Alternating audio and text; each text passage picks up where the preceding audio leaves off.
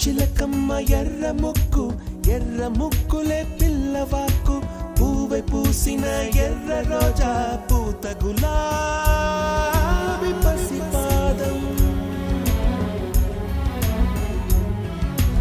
ఎర్రాని రూపం ఉడికే కోపం ఎర్రాని రూపం ఉడికే కోపం సంధ్యావర్ణ మంత్రాలు వింటే ఎర్రని పంట పాదమంటే కాంచనాల జిలుగు పచ్చ